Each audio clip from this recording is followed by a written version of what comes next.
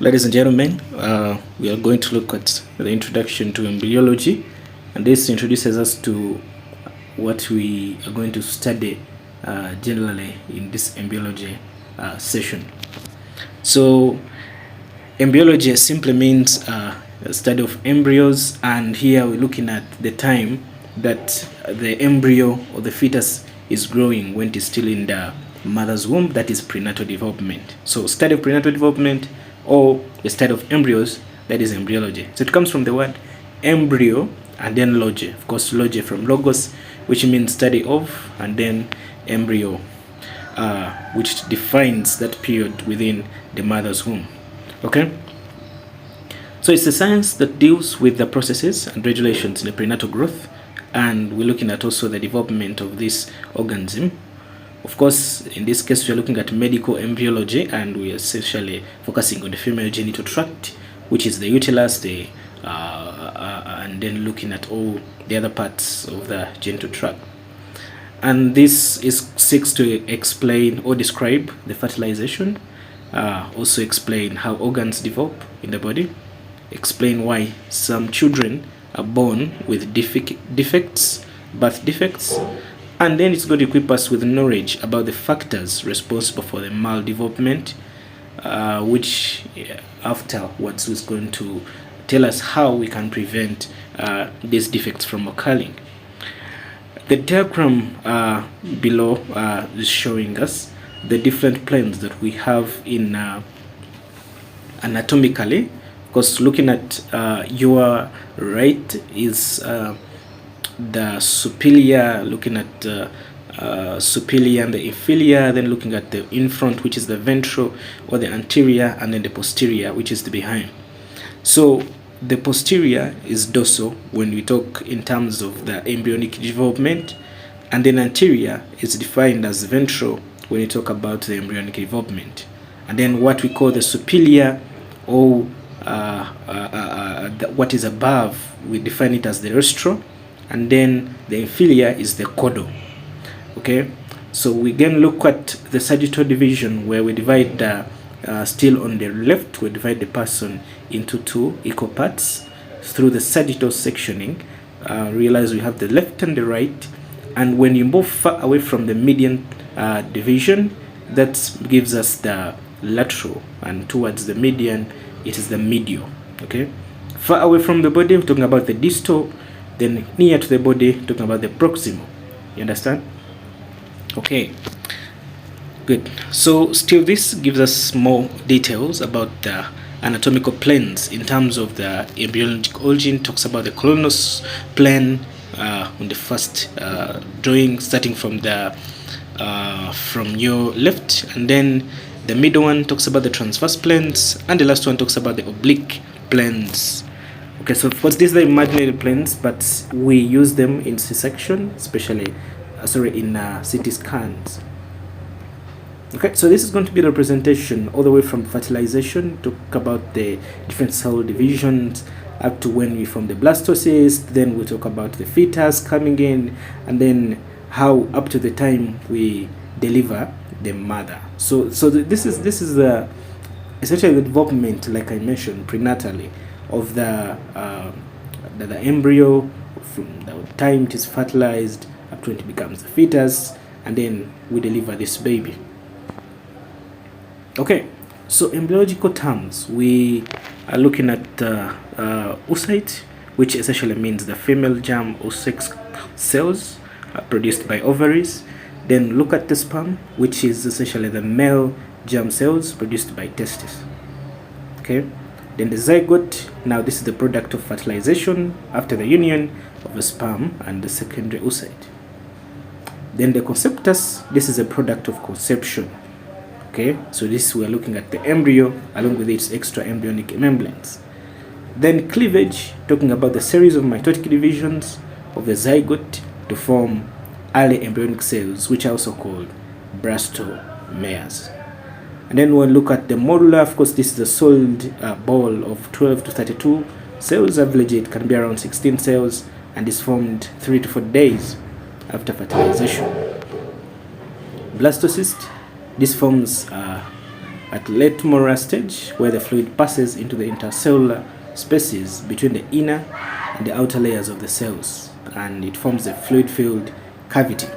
Okay, so this is when we have to start layers forming at the blastocyst level. We have the outer layer, and then we have the inner cell mass. Okay, then we go into implantation, and then that talks about the attachment and subsequent embedding of the blastocyst into the uterine endometrium. Of course, ideally, we're supposed to have implantation taking place in the uterus, on the endometrium, and occurs between the 5th and the 7th day after fertilization.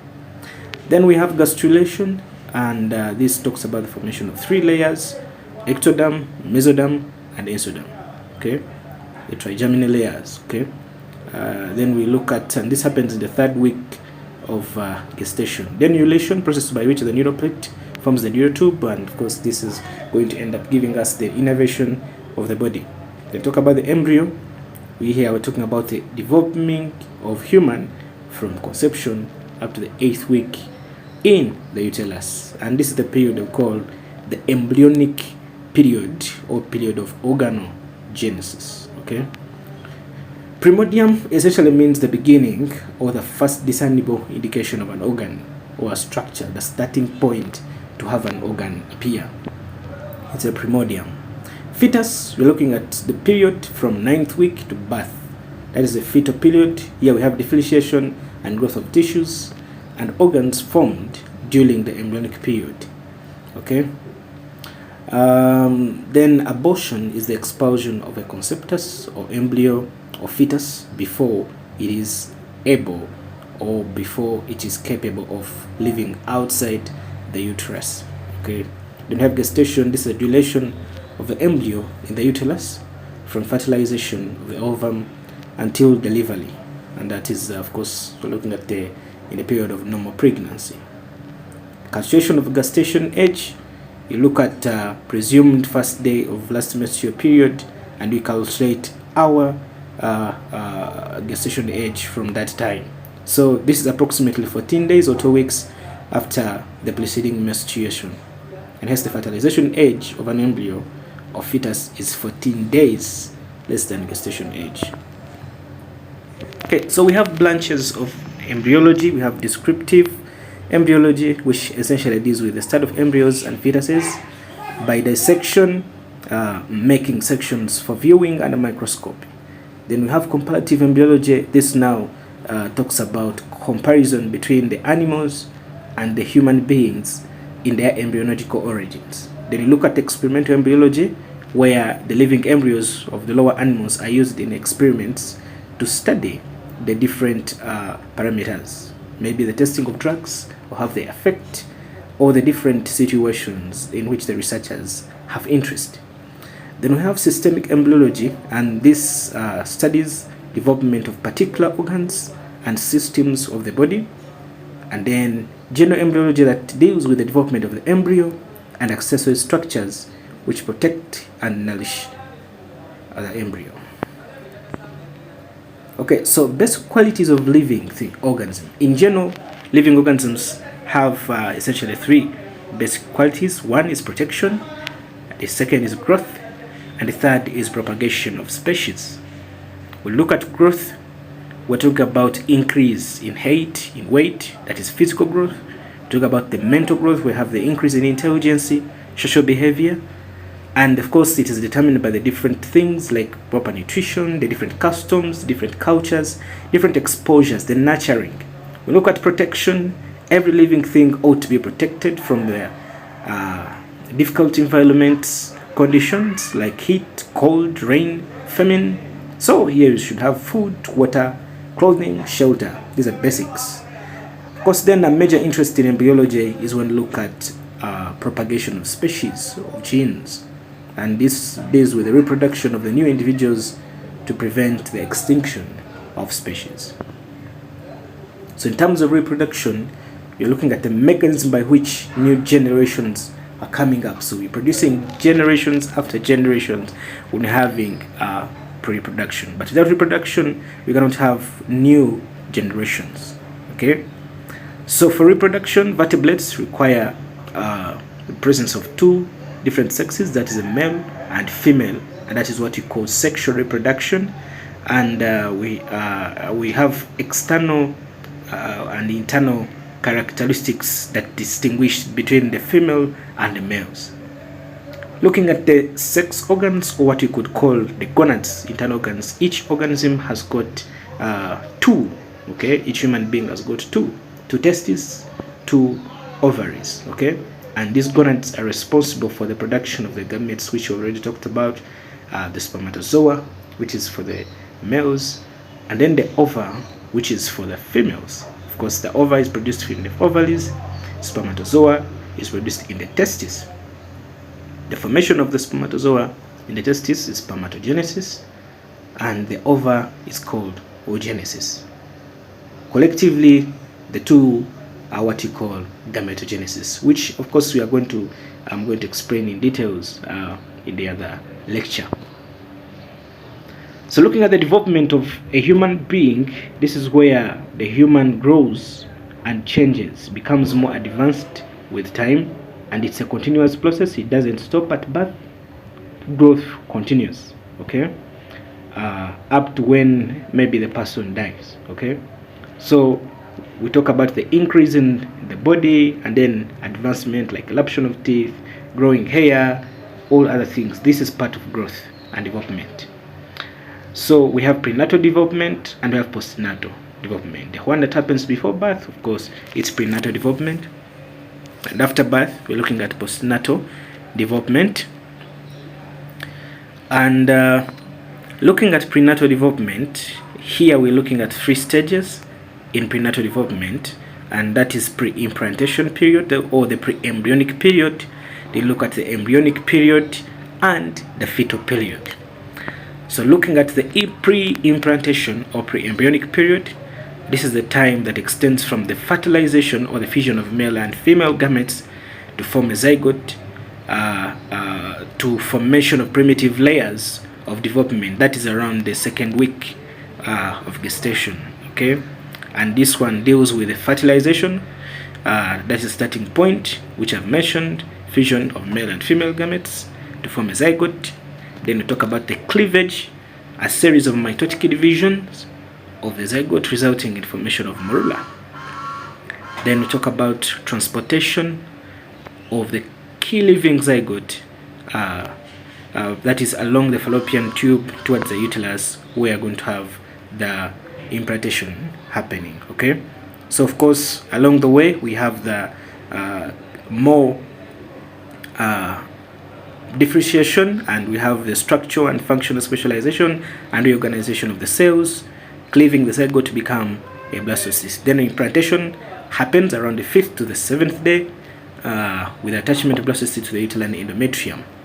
Then you have specialization of primordial embryonic tissue, where you have the specialization of blastomeres to form embryonic structures like embryoblast and supportive nutritive structures like trophoblast. Then followed by differentiation of embryoblast to form the primitive 2-layered bilaminar disc, germ disc, having the ectoderm and endoderm. Then, of course, lastly, we have the differentiation of trophoblast into cytotrophoblast and syncytotrophoblast. From there, we go to the embryonic period. Now, this extends from the 3rd week to the 8th week of the intrauterine development. Looking at the trilaminar germ disc diffusion, which happens in the 3rd week with formation of 3-layer germ disc with the mesoderm in between the ectoderm and the endoderm. Then you have early organogenesis, where you form the primordia of various organs like lungs, heart, and liver. Then you look at the formation of extraembryonic supportive organs and membranes, that's the placenta, the umbilical cord, the amnion, and allantois. Then looking at the fetal period, this one extends from the 9th week to the 9th month, and it includes the growth of the fetus in all dimensions, specialization of various body structures, and organs happen in the fetal period. Then stages, of course, of postnatal development. Now this is after delivery or after birth. We have the neonatal period, which extends from birth to 28 days after birth. These are the first 4 weeks after delivery and of the newborn, which are very important. The many changes that happen, the respiratory, cardiovascular changes, many adjustments happen for the neonate to fit in the environment. 2, we're looking at infancy, that extends from 1 month to 1 year, and this is where the newborn is called an infant. They look at childhood, that extends from the 2nd year to the 12th year of age, and where we refer as pediatric age, or when we term the child as the child. Then puberty extends from the 12 years to 16 years. And we have a rapid growth and development of secondary sex characteristics, and it depends on the interaction of sex hormones and the growth hormones in the body. Then we look at adolescence, which extends from 17 years to 20 years of age, and here also look at rapid growth, physical growth, and sexual maculation. Okay, and reproductive ability is established during this period. Okay. So adulthood extends from 21 years to 40 years, middle age 40 years to 60 years, and then old age from 60 years up to death. Okay, so what is the importance of studying embryology in a medical profession? Embryology helps to explain the positions and relations of various organs and neurovascular structures in adult gross anatomy. It also seeks to help us to understand the cause of development of various congenital anomalies. For example, tracheoesophageal fistula, polycystic kidney, and many others. And of course, getting this knowledge about the congenital anomalies, we establish the factors responsible, such as alcohol, smoking, different drugs, viral infections, and other teratogenic agents. By understanding this, we are able to prevent their occurrence and rendering advice to the mothers that would want to deliver. Then some aspects of general embryology, such as gametogenesis and fertilization and implantation, are important in understanding the causes of infertility, and then also in determining the different contraceptive methods that can be used. Embryology still forms the basis of the concept of growth, repair, and regeneration of tissues. So this helps us in understanding the development of various embryonic tumors. Okay. By studying embryology, we also understand how to treat the certain congenital anomalies, such as congenital diaphragmatic hernias, repair of spina bifida, because of this embryology. It also provides a basis for medical education, for medical termination of pregnancy in various congenital diseases, where these congenital anomalies make the fetus incompatible to life. It also provides us an insight for use of molecular biology for genetic regulation of the human development. Okay, so embryology is a very important section that needs to be covered in medical school. As a medical profession, it's important to know embryology. Of course, we are going to expound more on other topics in embryology to get a deeper understanding from this introduction. So if you've not subscribed to the channel, please subscribe to my YouTube channel, which is Medical School, and you're able to access the new videos that are going to be uploaded, and also get the notifications about the new videos that are coming in. Thank you so much.